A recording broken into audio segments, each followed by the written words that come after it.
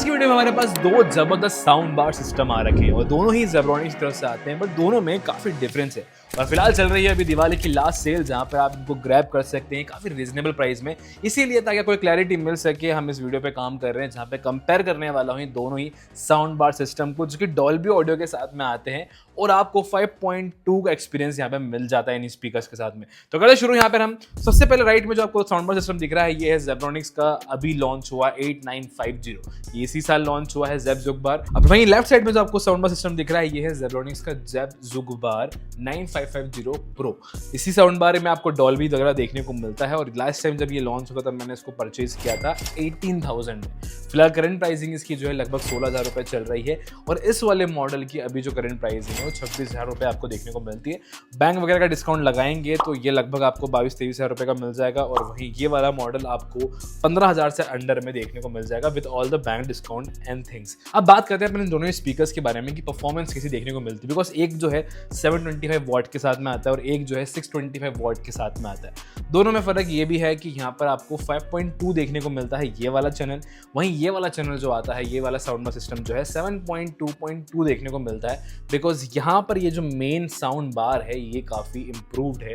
यहाँ पर आपको ड्राइवर्स ज़्यादा देखने को मिलते हैं compare to the normal one. तो सबसे पहले हम लोग यहाँ पे फिजिकल ओवरव्यू के बारे में बात करते हैं, दोनों ही साउंड बार के ऊपर नजर डालेंगे हम लोग यहाँ पर। तो यहाँ पर जो जेब जुगबार 9550 प्रो है, यहाँ पर आपको ग्लॉसी फिनिश देखने को मिलती है, फ्रंट में मेटालिक ग्रिल दे रखी है और यहाँ पर आपको 3 ड्राइवर देखने को मिलते हैं 75 वॉट के, जो कि फ्रंट के ऊपर लगा रखे हैं इन्होंने। साइड में आपको जो है कंट्रोलिंग देखने को मिलती है, बटन्स वगैरह देखने को मिलते हैं, रोटेटिंग एक बटन प्रोवाइड कर रखा है और RGB लाइटिंग जो है आपको यहाँ पे फ्रंट में प्रोवाइड कर रखी है। वहीं इस वाले साउंड बार सिस्टम की बात करते हैं हम लोग, जो मेन बार की बात करते हैं, तो यहाँ पर आपको फ्रंट में मेटालिक ग्रिल देखने को मिलती है, टॉप पर मेटालिक ग्रिल देखने को मिलती है और बटन जो है यहाँ पे फिजिकल बटन जो है टॉप पर ही प्रोवाइड कर रखे हैं। अब इस साउंड बार में आपको ड्राइवर्स ज़्यादा देखने को मिलते हैं। फ्रंट में तो आपको 3 प्रोवाइड कर रखे हैं, बट वहीं यहाँ पर टॉप में भी आपको ड्राइवर्स दे रखे हैं। तो यहाँ पे जो फ्रंट वाले आपके जो ड्राइवर्स हैं वो 65 वॉट के 3 है, वहीं टॉप पर आपको 2 और ड्राइवर्स प्रोवाइड कर रखे हैं जो कि 55 वॉट के है।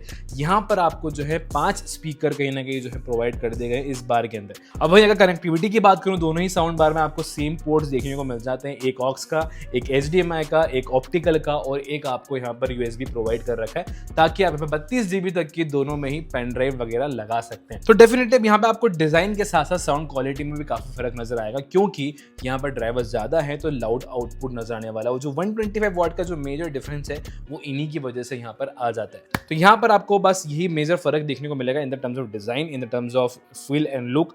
यहाँ पर RGB लाइटिंग का पैटर्न दे रखा है इस वाले साउंड बार में भी, और यहाँ पर जो ग्लो है वो थोड़ा डिफरेंट आपको नोटिस होगा।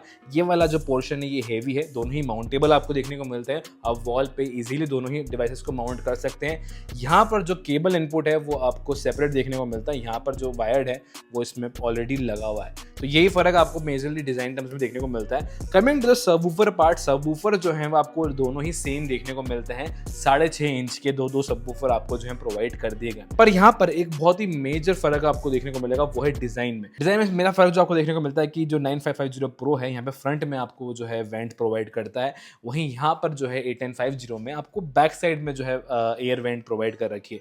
साइज वही है, लगभग सब कुछ सेम देखने को मिलता है। पर प्रैक्टिकली जब मैंने दोनों ही सबवूफर को यहाँ पे ट्राई किया, टेस्ट करके देखा, तो मुझे पुराने वाले सबवूफर ज्यादा पावरफुल लगे और नए वाले सबवूफर थोड़े से कमजोर पड़ रहे थे। रीजन ये है कि ये दोनों ही सबवूफर जो है सिंगल 125 वॉट का आउटपुट प्रोड्यूस करते हैं, वहीं ये सिंगल सबवूफर आपका 110 वॉट का आउटपुट प्रोड्यूस करता है। तो जो 15 वॉट का जो फर्क है वो डेफिनेटली आपको नोटिस होगा जब आप म्यूजिक वगैरह या मूवीज वगैरह एंजॉय कर रहे होंगे। तो बेस थोड़ा सा यहाँ पर आपको ज्यादा नोटिस होगा, बहुत ज्यादा फर्क नहीं है, पर आपको डेफिनेटली वो जो चीज है वो नोटिस होती है जब आप म्यूजिक सिस्टम को यहाँ पे कनेक्ट करेंगे और HDMI पे जब प्ले करेंगे तो यहाँ पर डेफिनेटली इसका बेस थोड़ा सा बेहतर है। अब अगर मैं बात करता हूँ यहाँ पे सैटेलाइट स्पीकर्स को लेके, तो दोनों ही में आपको सैटेलाइट स्पीकर्स प्रोवाइड कर रखे। ये वाला जो सैटेलाइट स्पीकर सिस्टम है ये पूरा आपको जो है वायरलेस देखने को मिलता है। यहाँ पर यानी कि वायरलेस देखने को मिलता है सेंस कि आपको उसको सेपरेट पावर दोनों को ही देना पड़ेगी। अब जो कि पुराना वाला जो मॉडल था इसमें आपका लेफ्ट चैनल और राइट चैनल जो है एक वायर के थ्रू कनेक्ट होता है और एक को ही आपको पावर सप्लाई देने की जरूरत थी। अब चूंकि एक जो वायर्ड वाली पोजीशन कहीं ना कहीं आ जाती है तो आप एक जो डिस्टेंस है वो कहीं ना कहीं आपके लिए लिमिटाइज हो जाती है। बट चूंकि नए मॉडल में आपको ये बेनिफिट देखने को मिलता है कि आप अपने सबवूफर, आप अपने सैटेलाइट स्पीकर को कहीं भी अरेंज कर सकते हैं, जहाँ पे आपको पावर सप्लाई दिख रही है, जहाँ भी आपको लगाना है आप उसको लगा सकते हैं।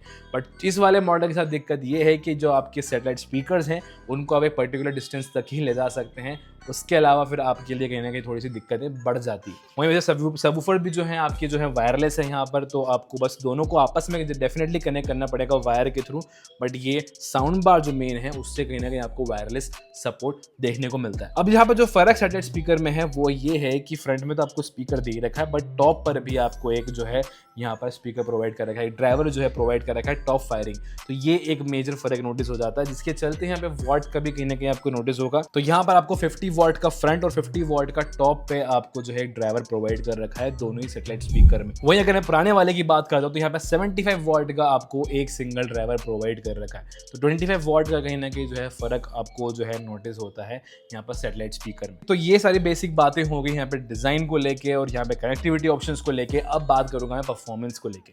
तो यहाँ पर ये जो नया मॉडल है ये आता है डॉल्बी एटमॉस के साथ, और पुराना वाला जो सिस्टम है ये आता है डॉल्बी ऑडियो के साथ। अब यही एक बहुत मेजर फर्क कहीं ना कहीं क्रिएट कर देता है। डॉल्बी ऑडियो मतलब ये एक सराउंड साउंड एक्सपीरियंस आपको प्रोवाइड करता है, वहीं डॉल्बी एटमॉस जो है वो आपका 3D सराउंड एक्सपीरियंस जनरेट करता है, जहां पर आप अपने स्पीकर्स को किसी भी पोजीशन में रख सकते हैं, कहीं भी रख सकते हैं। बट इस वाले सिस्टम के साथ में आपको जो है प्रोमिनेंट पोजीशन पे प्लेस करना होगा, और ये वर्चुअली उसको क्रिएट करने की कोशिश करता है। कोडेक के साथ में ये डेफिनेटली वर्क करता है, बट वर्चुअली उसको क्रिएट करता है।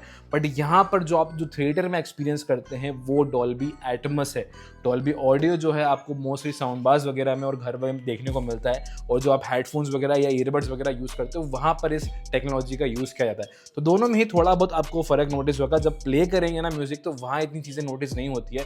ऑन द एक्सपेक्ट अगर मैं बात करूँ तो आपको डॉल्बी एटमॉस और डॉल्बी ऑडियो काफ़ी सिमिलर साउंड करेगा, बट मेजरली यहाँ पर जो टेक्नोलॉजी है वो थोड़ी एटमॉस की बेहतर है, और वो आपको मूवीज़ वगैरह के टाइम पे काफ़ी अलग नजर आती है। बट ये तो एक पर्सनल क्लैरिटी को लेकर मैंने बात करी। अब कुछ टेस्टिंग की बात करते हैं, जहाँ मैं आपको कुछ ऑडियो प्लेबैक करके सुना के दिखाता हूँ कि किस तरह का एक्सपीरियंस आपको मिलता है। वेल, ये जो एक्सपीरियंस है ये डेफिनेटली आपको परचेस करने के बाद काफ़ी अलग नोटिस होगा, बट यहाँ पर मेरा जो पर्सनल ओपिनियन है वो आपके साथ डेफिनेटली शेयर करूँगा। एक बार साउंड टेस्ट हो जाए उसके बाद।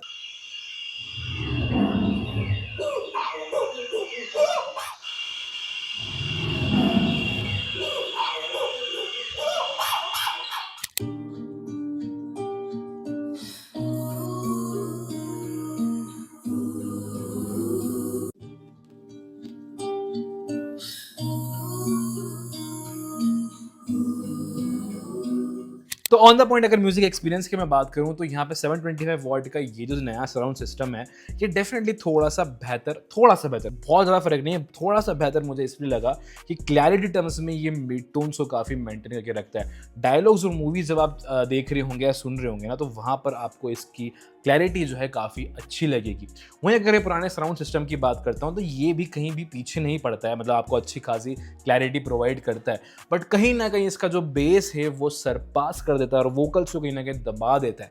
तो अब ये चीज़ आपके लिए ऑप्शन में है कि आपको दोनों ही डिवाइसेस में रिमोट प्रोवाइड कर रखें, आप कंट्रोल कर सकते हैं इनके बेस, ट्रेबल्स और इनके सेंटर स्पीकर्स और सैटेलाइट स्पीकर्स को। तो यहाँ पर ये एक ऑप्शन होने की वजह से आप इसके बेस को थोड़ा कम यूज़ करें, यानी कि इसके बेस को आप -2 पे यूज़ करेंगे तो आपको ज़्यादा बेहतर क्लैरिटी सुनाई दे जाएगी। वहीं यहाँ पर अगर मैं बात करूँ तो काफ़ी बैलेंस साउंड है और बेस भी काफ़ी बैलेंस्ड आपको मिलता है।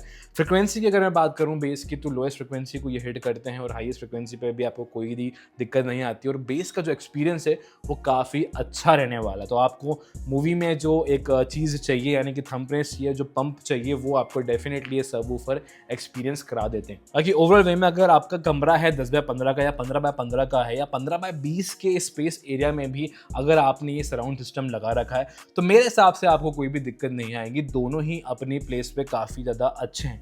अब दो चीज़ें जो एक्सपेक्ट में कहीं ना कहीं बेहतर हो जाती है नए सराउंड सिस्टम के साथ में, कि इसके जो सेंटर स्पीकर्स हैं वो थोड़े से पावरफुल हैं, क्योंकि यहाँ पे टॉप में भी आपको ड्राइवर्स प्रोवाइड कर रखे, और डायलॉग्स और मूवीज़ वाली चीज़ें थोड़ी सी यहाँ पे आपको बेहतर रहने वाली है। All the way music experience से अगर मैं बात करता हूँ, थंबनेल्स की बात करता हूँ या ओवरऑल परफॉर्मेंस की बात करता हूँ, तो ये भी काफ़ी अच्छे साउंड करते हैं, बट ये म्यूजिक वाले सेगमेंट में थोड़े से बेहतर हैं। ये वाली चीज़ मूवीज़ और डायलॉग्स वाले जो पार्ट्स होते हैं वहाँ पे कहीं ना कहीं आपको एनरिच नज़र आते हैं। बाकी चीज़ों की अगर मैं बात करता हूँ, यहाँ पर जो देखो आपको LED इंडिकेशन फ्रंट में दे रखा है, कंट्रोल कर सकते हैं, आप देख सकते हैं सारी चीज़ें। अपने हिसाब से आप सेट कर सकते हैं कि मुझे सेटेड स्पीकर की लाउडनेस कितनी चाहिए, सेंटर की स्पीकर की लाउडनेस कितनी चाहिए, बेस कितना चाहिए, ट्रेबल कितना चाहिए, तो वो आप कंट्रोल कर पाते हैं दोनों ही साउंड बार सिस्टम में। साथ में यहाँ पर एक और चीज़ ये नोटिस हो जाती है जो इस वाले सिस्टम में मिलती है, इसमें नहीं मिलती है, कि यहाँ पर आपको एक वायरलेस माइक भी प्रोवाइड कर रखा है फॉर द कैरियोके नाइट्स। अगर आप घर में कुछ पार्टी वगैरह होस्ट कर रहे हैं और आपके सराउंड सिस्टम में आपको कहीं ना कहीं पार्टी वाली वाइब को पूरी तरीके से एंजॉय करना है, तो यहाँ पर आपको एक वायरलेस माइक दे दिया है जिसमें आप इको भी कंट्रोल कर सकते हैं, उसके ट्रेबल्स को भी कंट्रोल कर सकते हैं, उसकी लाउडनेस को भी कंट्रोल कर सकते हैं। तो ये फंक्शनैलिटी आपको काफ़ी यूनिक देखने को मिलती है। तो इस तरीके से आप अपने जो घर में स्पीकर्स के थ्रू कैरियोके सिंगिंग कर सकते हो। और जैसे यहाँ पे गाना लगा दिया आपने टीवी पे और बस आप गाना सकते हैं। बस ये एक जो है फंक्शनैलिटी आपको सेपरेट देखने को मिलती है। बट मेरे हिसाब से मैक्सिमम लोग अगर इस तरह की कैरियोके नाइट्स करना चाहते हैं या पार्टी करना चाहते हैं तो वो पार्टी स्पीकर का ही यूज़ करते हैं। कोई भी अपने पर्सनल स्पेस में ले जाके आपको माइक वगैरह पे गाने वाने का मौका नहीं देगा, but it's a personal thing जो आपको यहाँ पर एक ऑप्शनल के तौर पर देखने को मिल जाती है। अब ओवरऑल परफॉर्मेंस की बात करूँ या ओवरऑल कंक्लूजन की मैं बात करूँ तो यहाँ पर प्राइस सेगमेंट काफ़ी मैटर करता है। अब दोनों ही स्पीकर्स में 10,000 रुपये का डिफरेंस है, तो मेरे हिसाब से अगर 10,000 रुपये आप कम खर्च करके एक बेहतर ऑप्शन के साथ जाना चाहते हैं, आपको डॉल्बी एक्सपीरियंस भी मिल जाता है, तो ये वाला मेरे हिसाब से डिवाइस काफ़ी पावरफुल है। अब वहीं 10,000 रुपये में आपको क्या बेनिफिट देखने को मिल जाता है? 10,000 में ये बेनिफिट देखने को मिलता है कि ये वाला जो साउंड बार सिस्टम है ये 725 वॉट का है, ये 625 वॉट का है। एक 100 वॉट का डिफरेंस आपको नोटिस हो जाता है। सेकेंड चीज़ ये है कि डॉल्बी एटमॉस सपोर्ट करता है, तो थोड़ा सा मूवीज़ वगैरह में एक्सपीरियंस आपका बेहतर हो जाएगा। थर्ड पार्ट जो मुझे यहाँ पर बेहतर लगा इनका कि जो मूवीज़ में जो क्लैरिटी और डायलॉग्स क्लैरिटी जो हैं वो काफ़ी बेहतर हैं, मिड टोन्स काफ़ी अच्छी हैं। तो ये तीन चीज़ें बेसिकली आपको नोटिस होती है। बाकी अगर आप बेस की परफॉर्मेंस की बात करेंगे, बेस परफॉर्मेंस में ये वाला साउंड बार सिस्टम जीत जाता है, ये वाला परफॉर्मेंस में थोड़ा सा कम है। वहीं अगर मैं म्यूज़िक परफॉर्मेंस की बात करूँ या म्यूज़िक लिसनिंग एक्सपीरियंस की बात करूँ तो मुझे इसका म्यूज़िक लिसनिंग एक्सपीरियंस ज़्यादा बेहतर लगा कंपेयर टू दिस। तो ये मेरा पर्सनल वर्डिक्ट है और दोनों ही में आपको डिफरेंस समझ में आ गया होगा। अब एट द एंड चॉइस आप लोगों के ऊपर है कि आपको क्या खरीदना चाहिए। दोनों ही साउंड बार सिस्टम अपने पोजीशन पे काफ़ी अच्छे हैं। तो मेरे हिसाब से पर्सनली मैं तो यही बोलूँगा कि आप अपने 10,000 रुपये बचा सकते हैं ये वाले साउंड बार सिस्टम को परचेस करके, रादर देन बाइंग दिस जहाँ पे आपको एक माइक एक्स्ट्रा देखने को मिल जाता है और कुछ चीज़ें थोड़ी बहुत अब इम्प्रूव्ड नजर आती हैं। तो मेरे हिसाब से मेरा पर्सनल चॉइस जाता है इस वाले साउंड बार सिस्टम को। बाकी एट द एंड चॉइस आप लोगों की। खरीदना तो डिस्क्रिप्शन में लिंक दे रखी है, वहाँ से आप दोनों ही डिवाइसेस चेकआउट कर सकते हैं। इन्फॉर्मेटिव लगा या कोई सवाल मन में आ रहा है तो कमेंट कर देना, बाकी शेयर करना दोस्तों का। मिलेंगे जल्द नेक्स्ट वीडियो में, तब तक के लिए स्टूडेंट रहिएगा इंदौरी एक्सप्लोरर के साथ।